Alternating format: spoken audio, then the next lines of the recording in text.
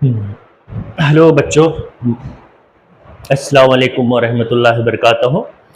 My self Gulrez Ahmad, this is my channel Gulrez excellent classes. आपके सामने molecular basis of inheritance हम लोग कर रहे थे। तो मलिकुलर बेसिस ऑफ इनहेरिटेंस में हम नेक्स्ट लेक्चर में हम लोग बात करने वाले हैं यहाँ पे एक्चुअली में डीएनए रेप्लिकेशंस की।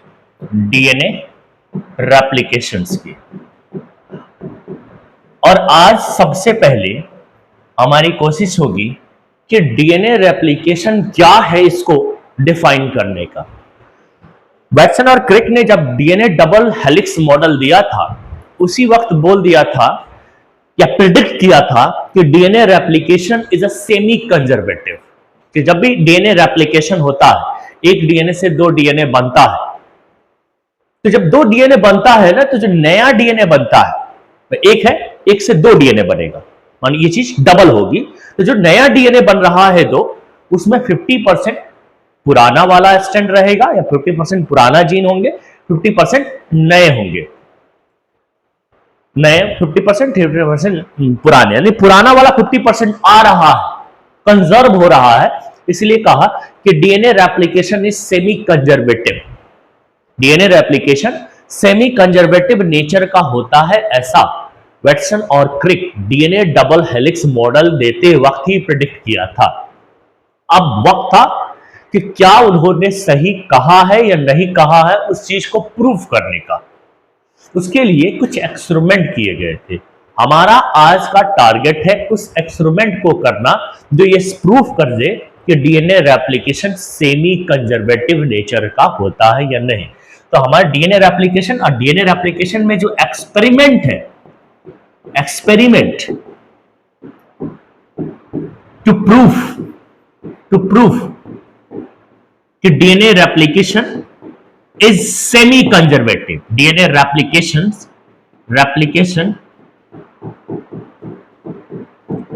Is semi conservative.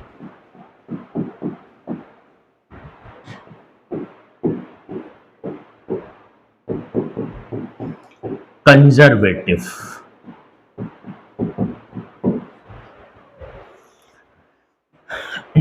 चलिए आगे हम लोग बढ़ते हैं और बात करते हैं, चैप्टर को शुरू करते हैं, टॉपिक को शुरू करते हैं।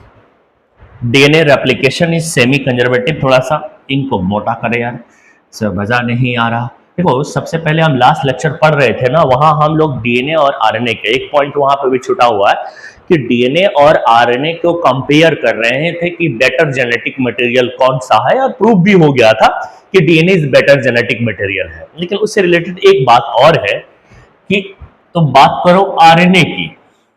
आरएनए की, इसको मैं आरएनए कह रहा हूं, ये मेरा आरएनए है, ये आरएनए है। जब इस आरएनए को इंफॉर्मेशन को स्टोर करना होता है तो ये डीएनए बन जाता है। ये समझ लो कि दुनिया में सबसे पहला ऑर्गेनिज्म जो आया था उसके अंदर जो जेनेटिक मटेरियल था आरएनए था। इसीलिए कहा भी जाता है, आरएनए वर्ल्ड करके एक टॉपिक होगा, RNA is the first discovered genetic material. लेकिन उसमें प्रॉब्लम यह था कि उस वक्त कोई भी इंफॉर्मेशन इस आरएनए जैसे जेनेटिक मटेरियल में स्टोर नहीं रह पाती थी। लेकिन इंफॉर्मेशन को स्टोर करना बहुत जरूरी था, क्योंकि एक ही साथ सारे फीचर्स नहीं दिखा सकते। कुछ इंफॉर्मेशन को स्टोर करेंगे और जरूरत पड़ने पे हम उस फीचर को एक्सप्रेस करेंगे, डीएनए जो भी है जेनेटिक मटेरियल उस फीचर को एक्सप्रेस करेगा। यानी कि कुछ ऑर्गेनिज्म जब बड़े दूसरे वेराइटी के आने लगे, जिनका लाइफ स्पेन बड़ा है, जिनका साइज बड़ा है, वहां पे इंफॉर्मेशन स्टोर करने की जरूरत महसूस होने लगी और आरएनए कर नहीं सकता था। इसीलिए आरएनए से फिर कहा गया डीएनए में गया, आरएनए से डीएनए में इवॉल्व हुआ, इवॉल्व इनटू डीएनए। डीएनए में इवॉल्व होगा into DNA by some modifications. कुछ मॉडिफिकेशन हुआ और आरएनए डीएनए में तब्दील हो गया। अब इससे क्या होगा, इंफॉर्मेशन स्टोर होने लगा। टू स्टोर इंफॉर्मेशंस, ये भी लिखना जरूरी है। टू स्टोर इंफॉर्मेशन को स्टोर करने के लिए ये करना जरूरी है कुछ मॉडिफिकेशन करके आरएनए को डीएनए में कन्वर्ट करना जरूरी था, तो फिर किया गया।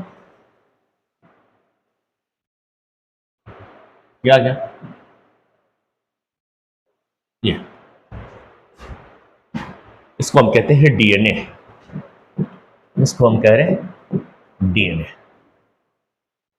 लेकिन जब कैरेक्टर को एक्सप्रेस करना होता है तो आरएनए को प्रोटीन में चेंज होना था। आरएनए एक मीडिएटर का काम कर रहा। मन करेगा कि इंफॉर्मेशन को स्टोर करूं तो डीएनए बन जाएगा, मन करेगा कि ट्रेट को एक्सप्रेस करूं, to express character, trait, to express trait या कैरेक्टर, तो फिर ये किस चीज में चेंज हो जाएगा? फिर ये चेंज हो जाएगा आपका प्रोटीन के अंदर कन्वर्ट हो जाएगा, ये प्रोटीन बन जाएगा, प्रोटीन। बड़ा कमाल की चीज है ना। आरएनए दोनों काम फास्ट कर सकता है।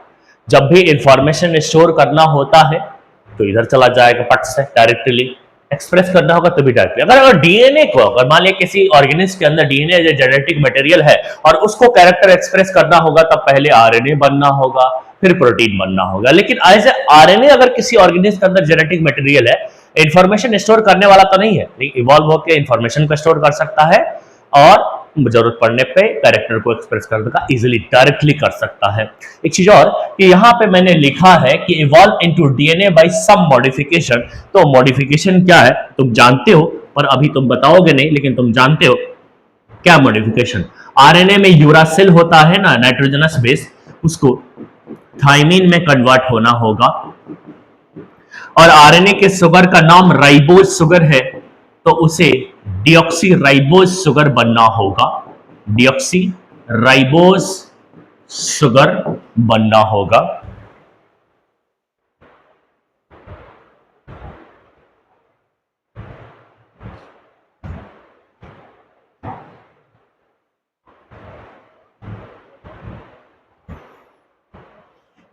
RNA directly convert into protein.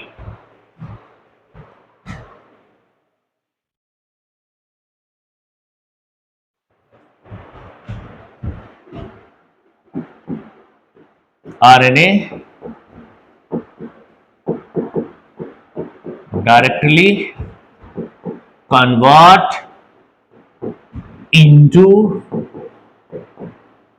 protein, convert into protein. RNA is better for gene expressions. RNA is better for gene expressions.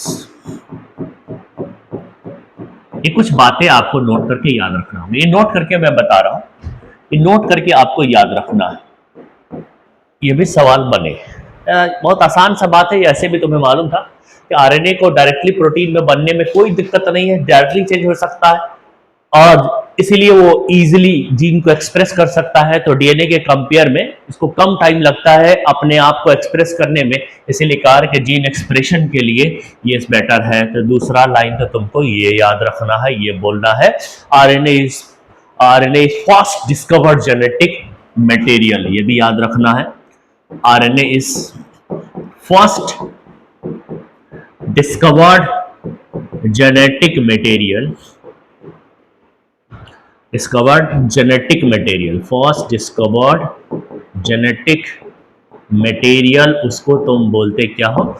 RNA. ठीक है, RNA is better for gene expression. और फिर डीएनए की बात करें तो डीएनए किस लिए है?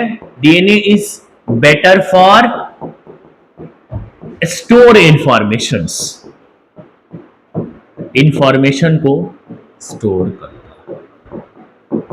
ये कुछ पॉइंट्स है आरएनए और डीएनए में जो बेसिक याद रखना चाहिए। एक और, क्या कुछ आरएनए ऐसे भी है जो कैटलिस्ट की तरह बिहेव करता है, वो भी याद रखो कि RNA can act as catalyst, RNA can act as catalyst. For example ribozyme, ribozyme 23rd S R R N A होता है। Ribosome nothing but 23rd S R R N A होता है। ये एक कैटलिस्ट की तरह बिहेव करता है। तो आरएनए में ऐसा कुछ है जो कैटलिस्ट की तरह बिहेव करता है। तो अनस्टेबिलिटी डीएनए के कंपेयर में यहां पे है। एक कैटलिस्ट अगर कोई चीज है मतलब हाईली अनस्टेबल चीज है, तो आरएनए डीएनए के कंपेयर में अनस्टेबल होता है, इसीलिए वो जेनेटिक इंफॉर्मेशन को स्टोर नहीं कर सकता। कैटलिस्ट की तरह, एक तरह कैटलिस्ट मतलब एक तरह एंजाइम की तरह काम कर रहा है ये, जरूरत पड़ने पे। इकलौता एक ही है, राइबोजाइम जिसको हम बोलते हैं। तो ये कुछ बेसिक बातें थी जो प्रीवियस लेक्चर में ही हम लोगों को करना चाहिए, नहीं उसी का पार्ट है आज का लेक्चर। आज का टारगेट है डीएनए रेप्लिकेशन से रिलेटेड बात करने का। तो चलो हम डीएनए रेप्लिकेशन से रिलेटेड बात करते हैं। डीएनए रेप्लिकेशन में सबसे पहले जी कि वैटसन और क्रिक का प्रेडिक्शन क्या था, डीएनए रेप्लिकेशन सेमी कंजर्वेटिव। तो अपने पास नेक्स्ट स्लाइड है, उसमें हम बात किसको करेंगे, किसकी करेंगे, डीएनए रेप्लिकेशंस की, डीएनए रेप्लिकेशंस की, डीएनए रेप्लिकेशन। तो DNA replication is semi conservative. सबसे पहले चीज, DNA replication is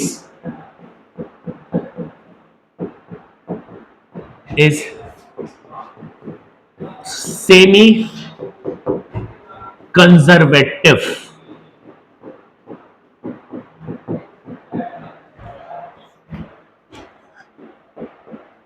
DNA replication is semi conservative. पहली बात है, ये बात के लिए मैं पहले बता रहा हूं कि वैटसन और क्रिक, वैटसन एंड क्रिक जब B DNA double helix model दिए थे, B DNA double helix model दिए थे, तभी क्या हुआ था, यह प्रिडिक्ट हुआ था कि DNA replication is semi conservative. Predict हुआ था DNA replication is semi conservative, replication is semi conservative.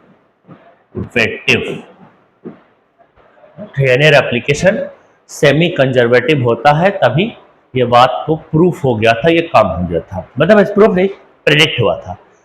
चलो, तो डीएनए रेप्लिकेशन सेमी कंजर्वेटिव है, इसका मतलब क्या है, what is the meaning of the DNA replication semi conservative. ये मेरे पास अगर ये एक डीएनए है, अब इसका रेप्लिकेशन होगा, अगर इसका रेप्लिकेशन होगा तो यहां बनेगा क्या, दो। पहले क्या करेगा, स्ट्रैंड ऐसे खुल गया, मान लेते ऐसे खोल दिया मैंने, ये दो।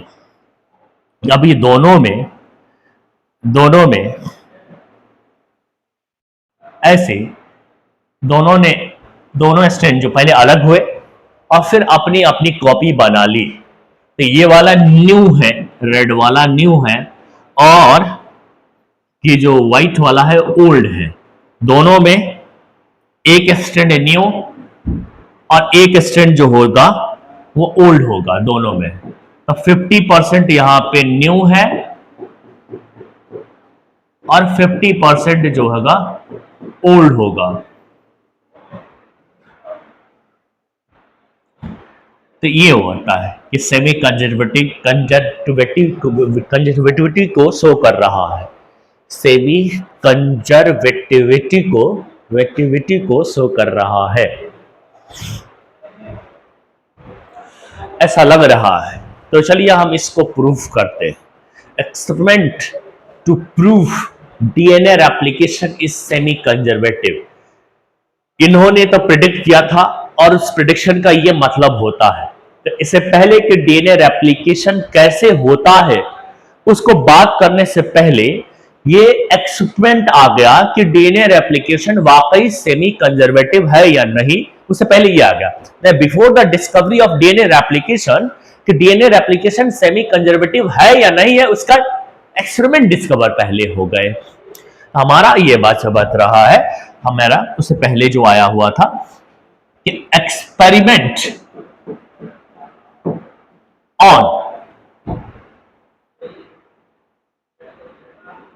experiment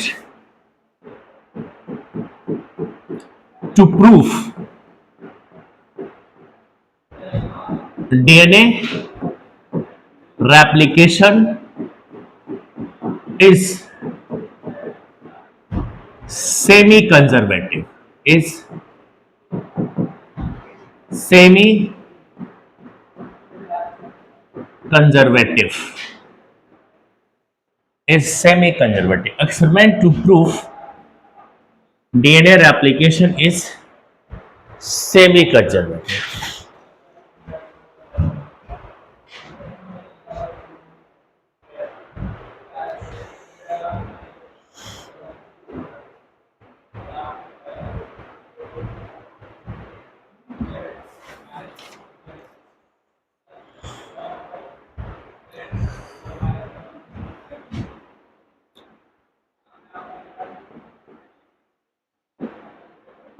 Messelson and Stahl experiment.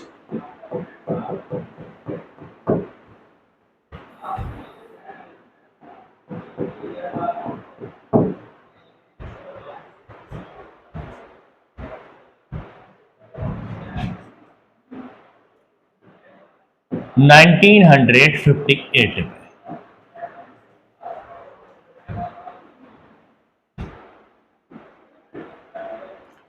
ये भी एक एक्सपेरिमेंट था जो डीएनए रेप्लिकेशन, सबसे ज्यादा सक्सेसफुल एक्सपेरिमेंट यही था। कुछ टेलर ने भी एक्सपेरिमेंट दिया था,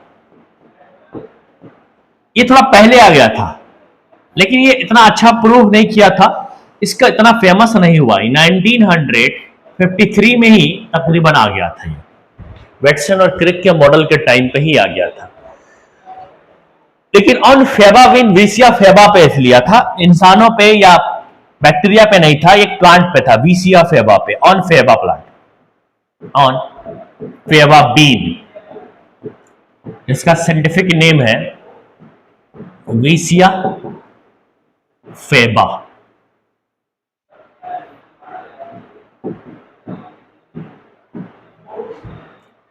Vicia faba. Use radioactive thymidine, use radioactive thymidine,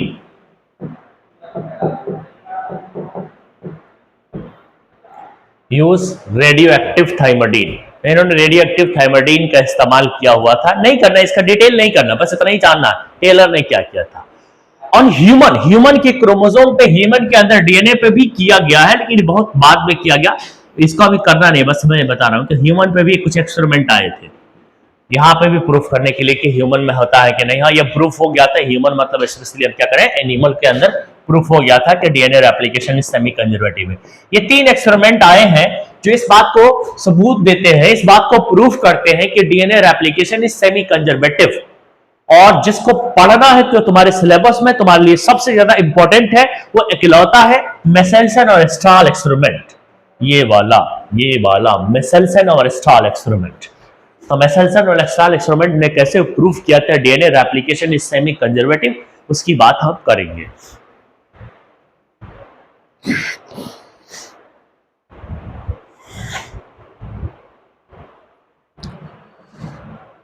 सबसे पहले इन लोगों ने क्या किया था, सबसे पहले इन लोगों ने क्या किया था, इन लोगों ने क्या किया, यानी हम बात किसकी करने वाले हैं, मेसेल्सन और स्टाल एक्सपेरिमेंट की, मेसेल्सन और स्टाल एक्सपेरिमेंट की। Meselson and stall experiment. तो ऐसे सबसे पहले इन्होंने इकोलाई, ये बैक्टीरिया लिया था, इकोलाई, ये लिया था इकोलाई को, इकोलाई एक बैक्टीरिया लिया, इकोलाई, इकोलाई बैक्टीरिया को अपने एक्सपेरिमेंट में ग्रो किया इन्होंने, ग्रो इन सॉल्यूशन, सॉल्यूशन में ग्रो किया, और वो solution two different type of nitrogen का था, 2 different type of nitrogen, 2 different type of nitrogen का वो सॉल्यूशन था। नाइट्रोजन सॉल्यूशन में जब होता है तो अमोनियम क्लोराइड के फॉर्म में बनाता है। नाइट्रोजन का सॉल्यूशन, ये हमेशा याद रखोगे तुम कि नाइट्रोजन के सॉल्यूशन जो होंगे ना, नाइट्रोजन के जो सॉल्यूशन होते हैं वो NH4Cl, ये होता है नाइट्रोजन के सॉल्यूशन के नाम, NH4Cl। यानी अमोनियम क्लोराइड एक सॉल्ट, एक सॉल्यूशन है, इसमें पानी वानी मिला देंगे हो जाएगा सॉल्यूशन, एक सॉल्ट है, सॉल्यूशन है। तो नाइट्रोजन इस तरह के फॉर्म में है तो हम कहते हैं this is the solution of nitrogen. NH4Cl को हमने बोल दिया कि this is the solution of nitrogen. लेकिन दो डिफरेंट टाइप के नाइट्रोजन के सॉल्यूशन लेने हैं, तो यहां दिख रहे हो, यहां पे दो सॉल्यूशन लेना है। तो दो solution, two solution of nitrogen का क्या मतलब होता है, two different solution of nitrogen का क्या मतलब होता है, लिखना नाइट्रोजन का क्या मतलब होता है। एक N14 सोर्स सॉल्यूशन और एक होगा N15 सोर्स। मतलब ये है, जब लिख दो ना N14 तो समझ जाओगे कि सॉल्यूशन का नाम है NH4Cl और उसमें जो नाइट्रोजन है वो N14 है, उसमें जो नाइट्रोजन है वो N14 है और इसको तुम लिखोगे NH4Cl और इसमें जो सॉल्यूशन है वो 15 है, N15 है। इस तरह से लिखोगे, इस तरह से लिखोगे।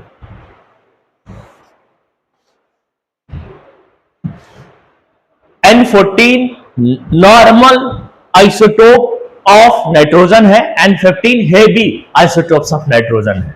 हमेशा याद रखोगे एक और कि N14 जो है नॉर्मल आइसोटोप्स है। हमें तो डायरेक्टली बात करना था, हम इसको बस समझा रहे कि जब भी नाइट्रोजन के सॉल्यूशन की बात होगी मतलब वो NH4Cl की बात हो रही है, उसमें जो N है ना वो अगर 14 है तो नॉर्मल वाला है, वो नॉर्मल आइसोटोप्स होता है नाइट्रोजन का, नॉर्मल आइसोटोप्स होता है नाइट्रोजन का।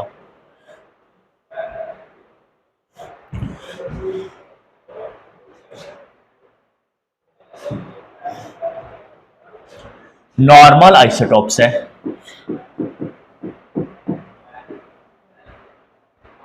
और ये वाला हेवी आइसोटोप्स है।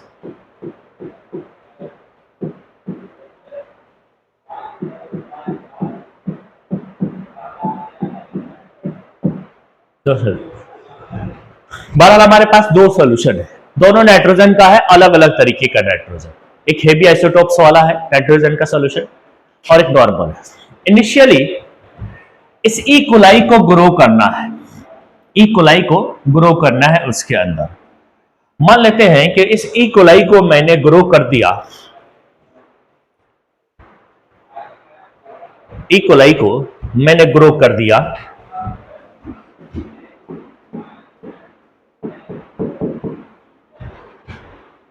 N15H4Cl, इसमें हेवी नाइट्रोजन का आइसोटोप्स के सॉल्यूशन में हमने ग्रो कर दिया। 20 मिनट लगेगा मुझे नया ई कोलाई पैदा करने में, क्योंकि ई कोलाई अपने आप को रेप्लिकेट करता है, अपने डीएनए को रेप्लिकेट करता है 20 मिनट में। बैक्टीरिया के लिए टाइम फिक्स है कि 20 मिनट ग्रो करेंगे। 20 मिनट बाद हम क्या देखते हैं, 20 मिनट बाद हम क्या देखेंगे कि जो ई कोलाई है, जो इस वक्त नई ई कोलाई, जो नया ई कोलाई आया है, उसके अंदर जो ये डीएनए है, उसके अंदर जो डीएनए है, दोनों ही स्ट्रैंड N15 का हो गया, N15। अच्छा ये 20 मिनट बाद लेना है यहां पे। मान लिया बहुत टाइम तक हमने किया, बहुत टाइम तक किया उसमें, तो हमें, क्योंकि काफी टाइम भी हो सकता है, क्या पता 20 मिनट भी हो सकता है, क्या पता। यहां टाइम नहीं दे रखा है शुरू में तुम हेवी आइसोटोप्स वाले सॉल्यूशन में ग्रो करवाओगे, ई कोलाई के डीएनए का दोनों ही स्ट्रैंड N15 N15 का हो जाएगा, N15 N15 का हो जाएगा। याद रखना दोनों ही स्ट्रैंड में N15 F15 है। तो तुमने ग्रो किया N15 सोर्स में। उसके बाद तुम ये भी करोगे, साथ में सेंट्रिफिकेशन भी करोगे, तो साथ में तुम सेंट्रिफिकेशन भी करोगे, सीजियम क्लोराइड डेंसिटी सेंट्रिफिकेशन ये भी तुम करोगे।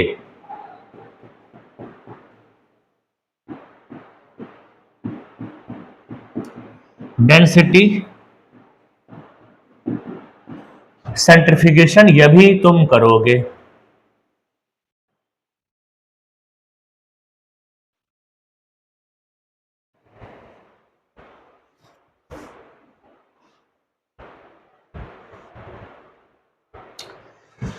जब करोगे तब यहां पे तुम ऐसे बैंड देखोगे और वो बैंड में नाइट्रोजन को चेक करोगे तो N15 N15 मिलेंगे। जितने भी मिलेंगे बैंड N15 N15 के मिलेंगे बैंड्स, 3 है तो तीनों ऐसा। पर अब आते हैं एक्सपेरिमेंट। मैंने ये एक्सपेरिमेंट के बेसिक बात बताई कि हम करने वाले एक्सपेरिमेंट में क्या है। हम ई कोलाई को N सोर्स में, नाइट्रोजन के सोर्स में ग्रो करेंगे, नाइट्रोजन 15 या नाइट्रोजन 14 में ग्रो करेंगे, और ग्रो करके हम डेंसिटी सेंट्रिफिकेशन भी करेंगे, सीजियम क्लोराइड डेंसिटी सेंट्रिफिकेशन भी करेंगे और उसे पता लगाएंगे। ऐसे तो हमें कुछ दिखेगा नहीं, हमने पेपर पे बना लिया, हमने बोर्ड पे बना तो लिया, लेकिन ऐसे हमें थोड़ी ना दिखेगा, ऐसे हमें दिखेगा नहीं। पर हम कोशिश करते हैं, इसको समझने की कोशिश करते हैं।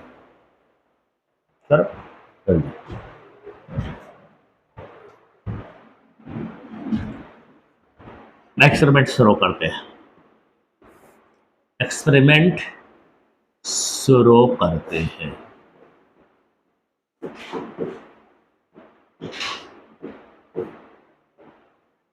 एक्सपेरिमेंट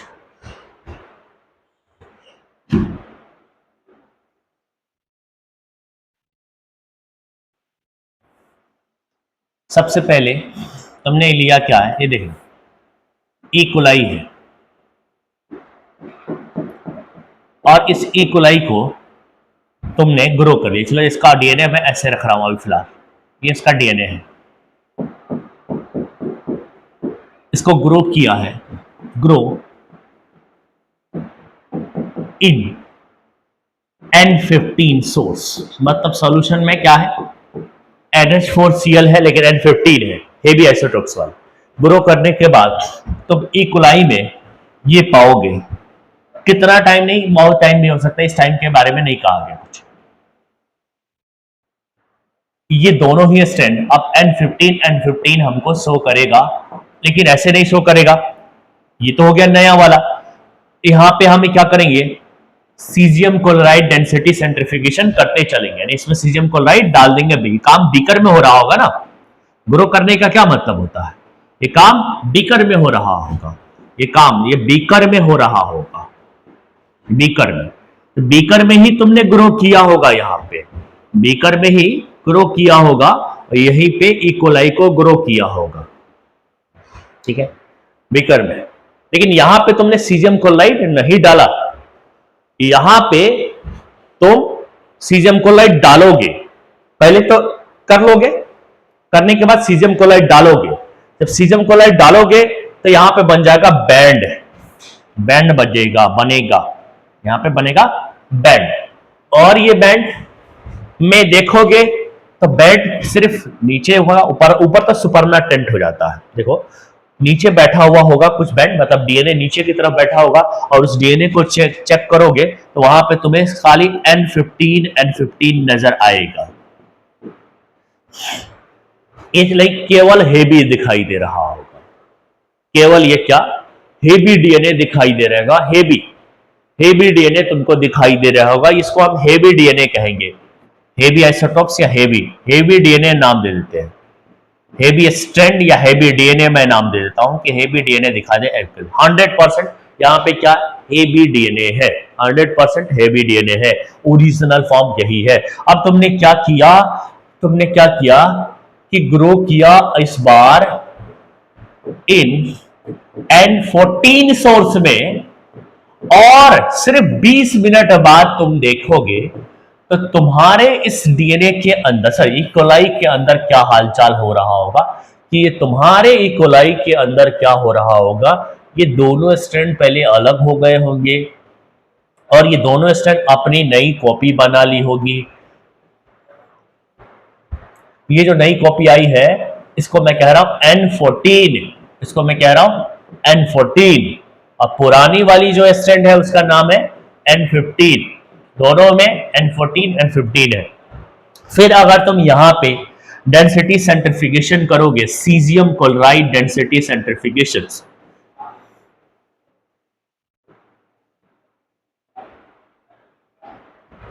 सीजियम क्लोराइड डेंसिटी सेंट्रिफिकेशंस,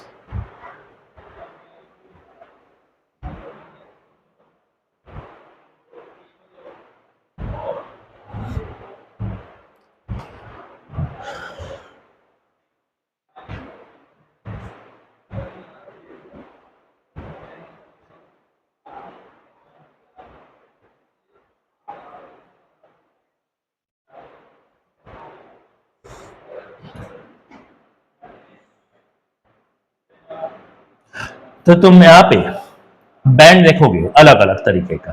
एक बैंड था तुम ये देखोगे,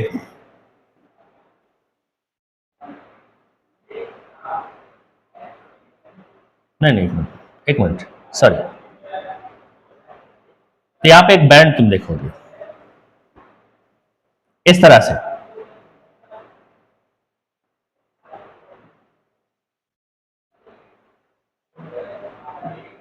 ऐसे बैंड देखोगे, मिले हुए बैंड ऐसे, इस तरह से बैंड तुम देखोगे। एक होगा N14 का, तो एक होगा N15 का, फिर एक N14 N15 है, तो 50% N14 50% N15 जब मिक्स होता है ना उसको हम हाइब्रिड बोलते हैं। यहां पे जो मिला है तुमको वो मिला है हाइब्रिड, हाइब्रिड डीएनए मिला है। यहां पे हेवी डीएनए था, ये हाइब्रिड है, मिक्सिंग वाला हाइब्रिड कहलाता है। तो यहां पे हाइब्रिड है, अभी 100% हाइब्रिड है, जितने हैं वो सब के सब हाइब्रिड है। फिर तुम 20 मिनट और खर्च करोगे, फिर तुम 20 मिनट और खर्च करोगे यहां पे।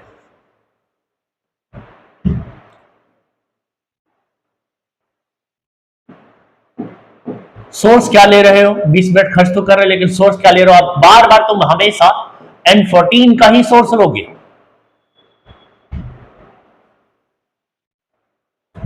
वही लेना है तुमको। फिर क्या देख रहे हो, ये अलग हो गया, ये अलग हो गया,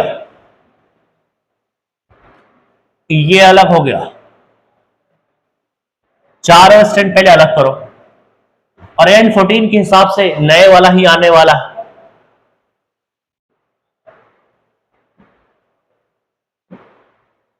ये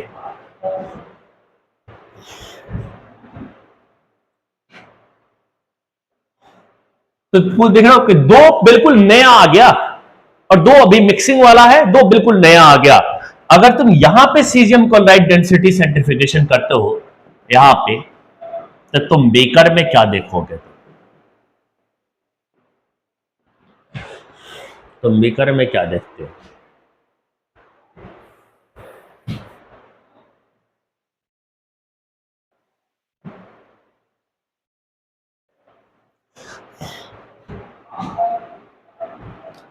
कि हाइब्रिड तुम्हें नीचे दिखाई देंगे, सारे हाइब्रिड वाले नीचे दिखाई दे सकते हैं, हाइब्रिड तुमको नीचे दिखाई देंगे, और ऊपर की तरफ ऐसे सारे ये लाइट वाले नजर आएंगे। तो ये तो लाइट चेन नजर आएगा ऊपर तुम्हें, लाइट चेन, ये लाइट डीएनए हो गया, और ये hybrid, hybrid DNA, 50% hybrid delight और 50%, यहां पे 100% हाइब्रिड था। यानी कि जब तुमने ग्रो किया था ना N14 सोर्स में, तब पहला 20 मिनट में 100% हाइब्रिड मिला, लेकिन अगला 20 मिनट में 50% लाइट और 50% हाइब्रिड, यहां से हम गिनना शुरू करते हैं, 50% का मिला। फिर उसके और आगे जाएंगे, बार बार क्वेश्चन पूछता है कि 50% तुम्हें लाइट चेन के लिए कितने मिनट खर्च करने पड़े या कितनी बार कितनी जनरेशन। यहां से पहला जनरेशन ये माना जाएगा, यहां तक तो मम्मी पापा है, this is the first generation, ये फर्स्ट जनरेशन यहां से काउंट होगा।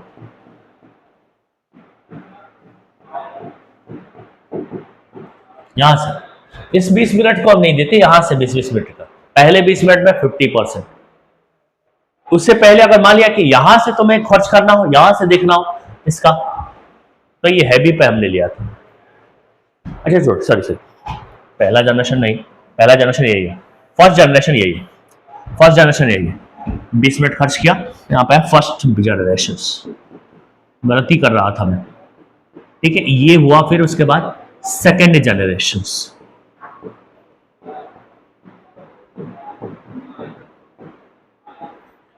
उसके बाद थर्ड जनरेशन आएगा।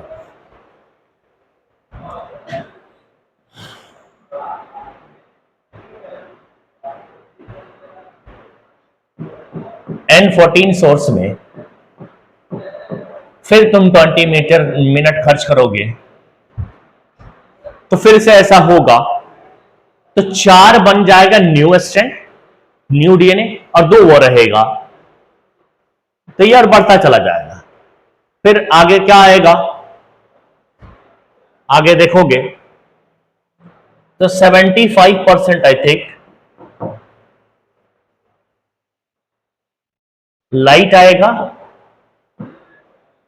और 25% हाइब्रिड होगा, बढ़ता जाएगा इस तरीके से। फिर और 20 मिनट खर्च कर दोगे, नहीं ये हमारा कौन सा जनरेशन था, थर्ड जनरेशन था।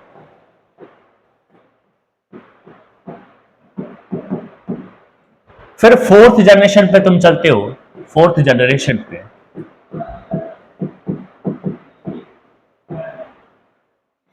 तो 87.5, फिर इसका आधा करते जाओ, लाइट हो जाएगा, और ये 12.5 जो है हाइब्रिड हो जाएगा। खत्म कोई भी नहीं होगा, कुछ ना कुछ बचता रहेगा। तुम खर्च कर लो, यहां हमने लगभग 80 मिनट खर्च कर लिया, और 80 मिनट बाद हमें क्या मिल रहा, फोर्थ जनरेशन में ऐसा कुछ मिल रहा है।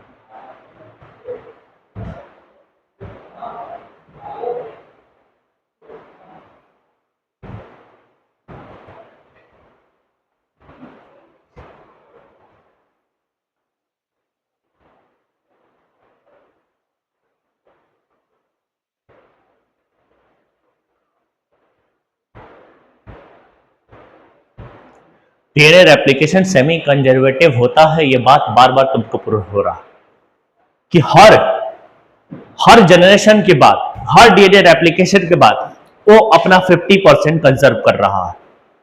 हाँ, अपना हाइब्रिड यहाँ तो 100% था, पीछे हमने देखा था तो 100% हाइब्रिड था।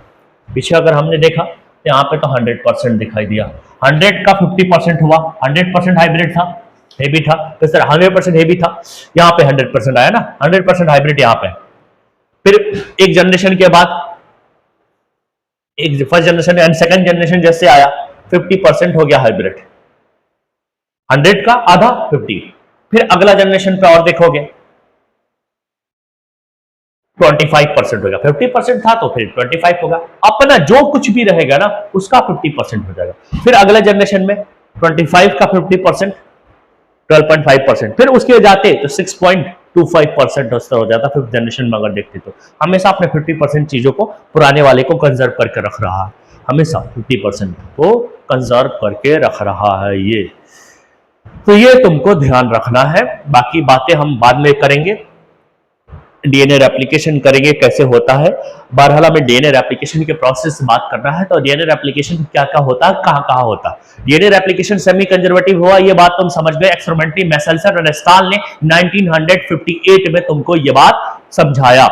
1958 में मेसेल्सन और एस्टाल ने एक्सपेरिमेंट करके दिया कि DNA replication is semi conservative, proof हो गया। वैटसन और क्रिक 1953 में उन लोगों ने प्रिडिक्ट किया था कि डीएनए रेप्लिकेशन में भी सेमी कंजर्वेटिव होता था। इनने प्रूफ किया है 1958 में, मेसेल्सन और एस्टाल, दो इधर दो इधर, उन्होंने प्रिडिक्ट किया था, इन्होंने प्रूफ किया, और ये एक्सपेरिमेंट की तरह प्रूफ किया। ई कोलाई के साथ एक काम किया, दो तरह के नाइट्रोजन सॉल्यूशन लिया, N14 and 15। बस यही सवाल पूछते हैं, इसमें तुम्हें कोई भी जनरेशन देगा, ये भाई फोर्थ जनरेशन में क्या हालचाल है, थर्ड जनरेशन में क्या हालचाल है। पहला जनरेशन 100% हाइब्रिड है, दूसरा जनरेशन जो होता है 50% हाइब्रिड है, उसके आगे जो 25% हाइब्रिड है, उसके आगे 12.5% हाइब्रिड है, और जितनी भी कह लो। या तो ऐसे सवाल पूछेगा 80 मिनट बाद क्या हुआ, यहां से हमें गिनना है, ये 20 मिनट के बाद आया था, फिर 20 मिनट के बाद ये, फिर 20 मिनट के बाद वो, फिर 20 मिनट के बाद ये भी 20 मिनट के बाद है, 80 मिनट बाद क्या हुआ। अब तक सवाल यही दो तीन आया है, जनरेशन वाइज सवाल पूछता है या मिनट वाइज सवाल पूछता है। ई कोलाई को डीएनए रेप्लिकेट करने में 20 मिनट का समय लगता है, तो ये भी बात तुमको याद रखनी है। बहरहाल डीएनए रेप्लिकेशन कहाँ कहाँ होता है, प्रोकार्टिक सेल में भी होता है, देखो ये ई कोलाई प्रोकार्योटिक है उसमें भी होता है, यूकार्टिक सेल के साइटोप्लाज्म में भी होता है, सॉरी न्यूक्लियस में होता है, यूकार्टिक सेल के तो न्यूक्लियस में होता है, माइटोकॉन्ड्रिया में भी होता है, और क्लोरोप्लास्ट में भी होता है। सेल चैप्टर से याद करो कि डीएनए वहां पे भी था, अगर वहां डीएनए था तो रेप्लिकेशन भी होता होगा वहां पे भी। तो डीएनए रेप्लिकेशन कहाँ कहाँ होता है ये तुमको याद रखना है। डीएनए रेप्लिकेशन सबसे पहले हमारा हेडिंग होगा कि डीएनए रेप्लिकेशन जो होगा वो कहाँ कहाँ होता है। इन यूकारियोट्स में भी हो सकता है, प्रोकारियोट्स में भी हो सकता है, प्रोकैरियोट्स में भी हो सकता है, लेकिन प्रोकैरियोट्स में कहां पे होता है, साइटोप्लाज्म में होता है, साइटोप्लाज्म में होता है। यूकारियोट्स में कहां पे होता है,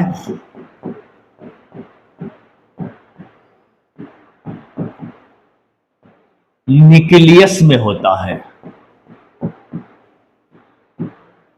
न्यूक्लियस में होता है। माइटोकॉन्ड्रिया में होता है, माइटोकॉन्ड्रिया में होता है।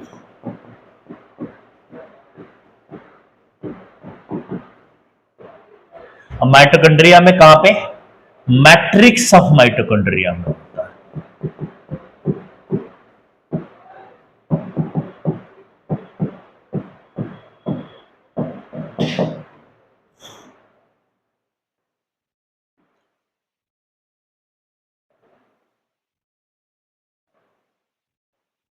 ये मैट्रिक्स है, यहां पे होता है, यहां पे होता है। क्लोरोप्लास्ट में भी होता है,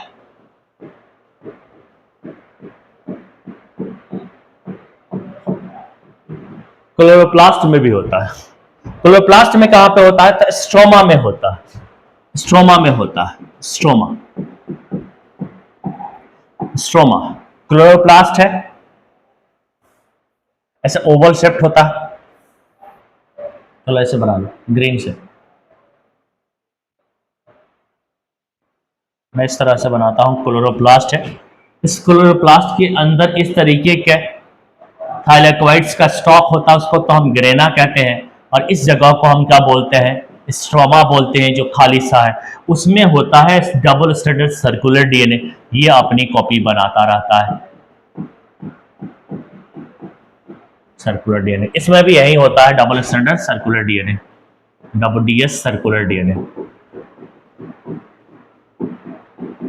डबल स्ट्रैंडेड सर्कुलर डीएनए वो भी है, सर्कुलर नहीं लिखा लेकिन चलो लिख लिया।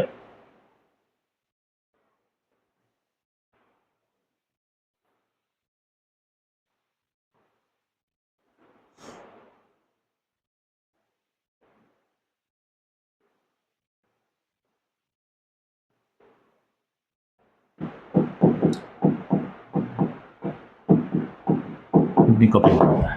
यूकारियोट्स कहां पे, न्यूक्लियस में। और न्यूक्लियस में फेज कौन सा होगा, ड्यूरिंग एस फेज। यूकारियोट्स में सेल साइकिल मौजूद होता है, तो वहां पे इंटरफेज होता है, और इंटरफेज में एस फेज होता है। ये भी हमने सेल साइकिल सेल डिवीजन में बताया हुआ है। यहां पूछेगा कि प्रोकारियोट्स में कब होता है, ठीक है, साइटोप्लाज्म में कब, प्रायर टू फिजन, बस डिवाइड करने से जस्ट पहले, प्रायर टू फिजन। प्रायर मतलब पहले, फिजन से जस्ट पहले, फिजन से जस्ट पहले, यानी बिफोर सेल डिवीजन, फिजन से जस्ट पहले, यानी बिफोर सेल डिवीजन। ये मैंने लोकेशन बताया। बाकी अब डीएनए रेप्लिकेशन सबसे पहले हमें पेकी पढ़ना है यूकारियोट्स में। यूकारियोट्स में क्या होता है, न्यूक्लियस के अंदर होता है। कब होता है, एस फेज में होता है। डीएनए रेप्लिकेशन कैसा होता है, सेमी कंजर्वेटिव होता है। डीएनए रेप्लिकेशन एकदम से एक बार में पूरे डीएनए में नहीं होता है, यहां पे बांट चुके हैं, कुछ काम बांट चुके हैं, एक साथ करना बहुत मुश्किल काम है डीएनए रेप्लिकेशन, तो हमने यहां पे काम को बांट दिया है। डीएनए रेप्लिकेशन को छोटे छोटे हिस्सों में डाल दिया, जिसको हम रेप्लिकॉन कहते हैं।